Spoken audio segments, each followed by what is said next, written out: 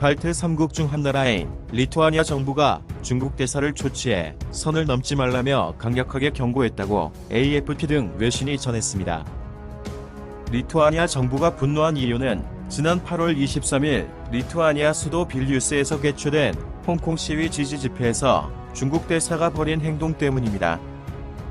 당시 수백 명의 리투아니아인이 홍콩에서 일어난 홍콩의 길 시위에 연대해 인간띠를 만들었습니다. 홍콩 시민들도 이날 저녁 7시부터 홍콩 센트럴, 원차이, 코즈웨이베이 등에 모여 인간띠를 만들며 홍콩인들 힘내라, 광복 홍콩 등 구호를 외치며 스마트폰 손점 등 기능으로 밤하늘의 불빛을 비췄습니다. 홍콩의 길은 리투아니아, 라트비아, 에스토니아 등 발트 3국 200만 명이 1989년 8월 23일 소련으로부터의 독립을 주장하며 만든 인간띠, 발트의 길을 본뜬 것입니다. 당시 이들은 소련의 유혈 진압 경고에도 독립에 대한 열망을 보여주기 위해 세계 최대 기록인 총 600km의 인간띠를 만들었고 2년 후 마침내 꿈에 그리던 독립을 이뤘습니다. 리투아니아인들은 역시 같은 공산 정권 치하에서 고통받는 홍콩인들에게 깊은 동정을 보내며 홍콩의 길이 만들어지던 그 시각에 똑같이 지구 반대편에서 인간띠를 만들어 지지 의사를 나타냈습니다. 그런데 갑자기 리투아니아 시위 현장에 친중 시위대가 나타나 방해를 시작했습니다. 이들은 대형 오성홍기를 들고 인간띠 시위를 가리며 홍콩은 중국의 일부다 등 구호를 외쳐댔습니다.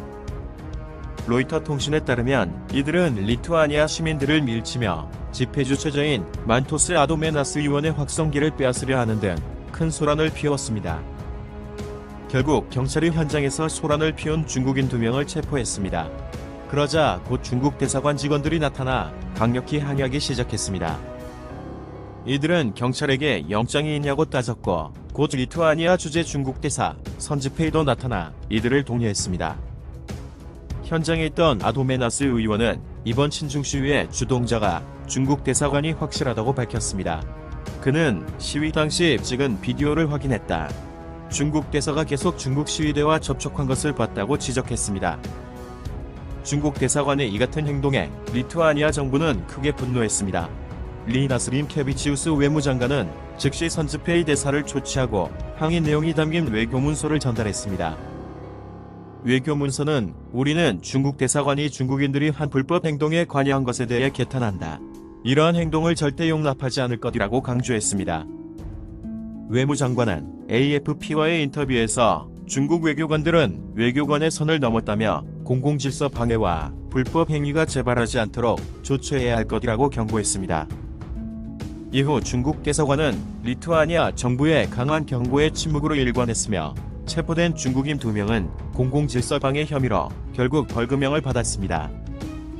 이처럼 리투아니아가 중국의 행위에 크게 분노한 이유는 무엇보다 현재 홍콩의 상황이 소련이 발트 3국을 강제 합병했던 시절을 떠올리게 하기 때문입니다.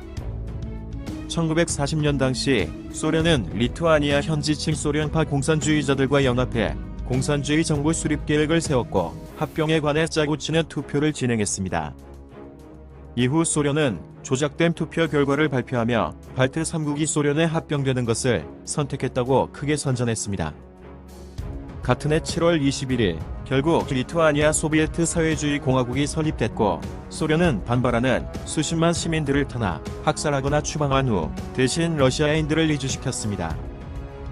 시위에 참가한 아도메나스 의원은 소련이 리투아니아를 유린한 것도 신공산주의 시위대에서 시작됐다고 지적했고 리투아니아의 리파 TV도 과거 소련이 이제는 중국 공산당으로 대체됐다고 비판했습니다.